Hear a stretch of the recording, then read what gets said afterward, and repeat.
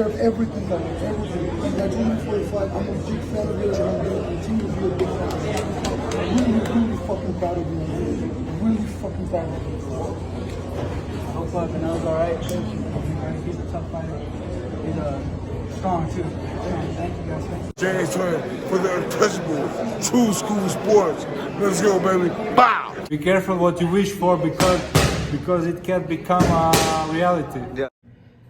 The untouchable True School Sports Empire proudly presents something the boxing game's missing. Hey, what's going on? It's your boy BT, and I came here to talk some boxing with the thousands of True School Sports subscribers. All right, so we got some news coming to us out of the Venado Lopez camp. The boxing scene posted an article about Venado Lopez's manager, Hector Ferco Hernandez, you know, and he's had some things to say about the fight. He's had some things to say about what he believes have been misdealings from the New Mexico Commission and the referee that night, Ernie Sharif, right? He's very pissed off. He's distraught. He's letting his thoughts be known because look, that was a devastating knockout. I mean, Venado Lopez suffered a knockout, the type of knockout that's not just a career altering knockout. It's a life altering knockout, right? So I wish him a speedy recovery because I don't wish bad upon nobody. But here's what Venado Lopez manager had to say about the referee and the commission in the Angelo fight. He stated the following, and I quote, "It was one of the worst referees I've seen in my life in boxing. A guy that does not deserve to be in the ring at a world title level or even with amateurs. He's a butcher. As a referee, you need to protect the fighters from each other and from themselves." He then goes on by continuing, saying the following, and I quote, "The commission was trying to convince me not to take him to the hospital. They were like, you don't need to, but I was thinking, if you guys don't want to pay for it, it's okay. I'll pay for it. But we're talking about my fighter's health. He didn't even know the fight was over." And that's what it is. And they pretty much said, look, if Venado Lopez wants to continue fighting, he has to get another MRI in 6 months. If any offers come in for Venado Lopez, they will all be turned down because they need to give Venado Lopez ample amount of time to heal, get his MRI, and Ferco, Venado's manager, he doesn't want to put Venado in any danger, right? So this is the way I'm seeing it. We're looking at probably 9 months to a year before he boxes again. So speedy recovery to him.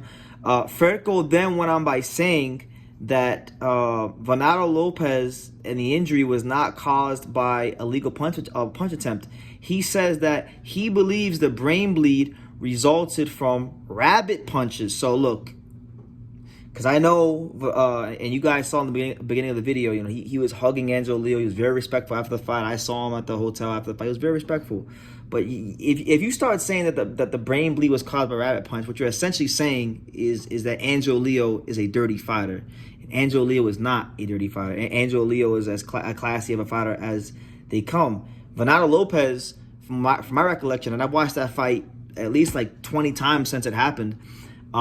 He jumps in and he lunges in a lot, and he throws himself out of position. So like you're leaving Angelo in a weird position because of how you fight, you know. But Angelo did have quotes. I'll read you guys Angelo's quotes. He stated the following, and I quote, "I don't consider myself a dirty fighter. I would never aim for the back of the head due to damages. I've seen it done to other fighters. I think a lot of action was on the inside. We were both throwing hooks to the side of the head, which are legal blows. I was warned once for a punch because he was dipping low, but other than that, I don't think that it altered the fight's course." So there you go. And I would concur and I would agree with my boy Angelo Leo. Venado was dipping a lot, and he was doing a lot of complaining in the fight too.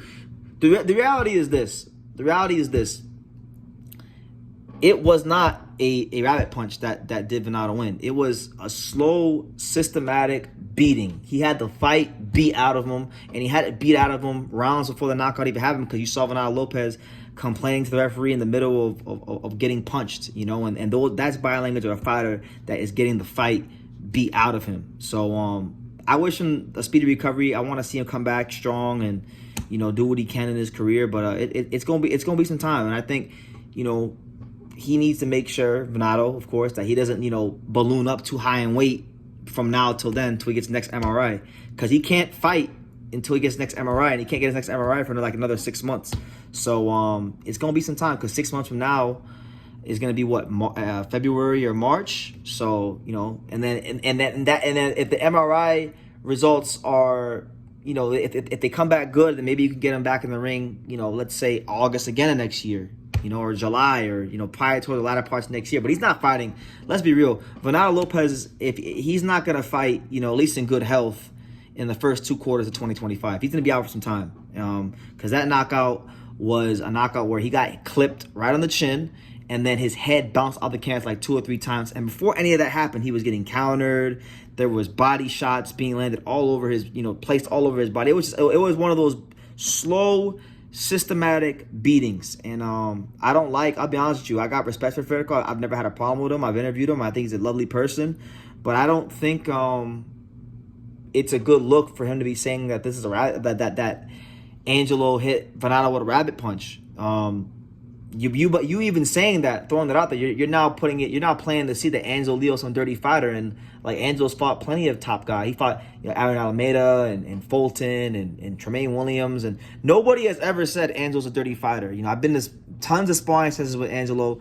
Nobody's ever insinuated that he's a dirty fighter. He's as classy as an individual as they come. And I think it's wrong that he's doing that, honestly. And I think look, I think they're still coping with the loss, because you got to remember, they picked Angelo because they thought that, you know, he had a name, he had been champion before, but they didn't think that he had the punching power to really do what he did to Venado Lopez. And it was a big miscalculation on their part, and it was a big miscalculation for a lot of people. And I keep telling people, like, if you keep miscalculating Angelo Leo, even if you calculate him properly, he's just a hard guy to beat. In this weight class, he's a hard fighter to beat. And if you don't understand that now, you will later on. But Venado Lopez,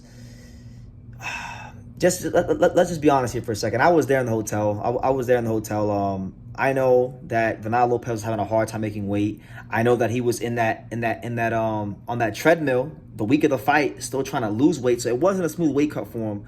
I don't think that Venado Lopez truly was living the life of a fighter going into the fight. And I think that, you know, everything that he wasn't doing properly, him overlooking Angelo, the way he lived outside the ring, and then fighting a guy that was as focused as Angelo, it was just all a big recipe for disaster. And it happened on that night. And that's why you got to take every opponent seriously, because you never really know what the guy on the other side of the ring is fighting for, what's in his spirit, what he's got to bring to the table. So you got to take everybody seriously, especially at the world championship level. So that's the news, guys. That's the news.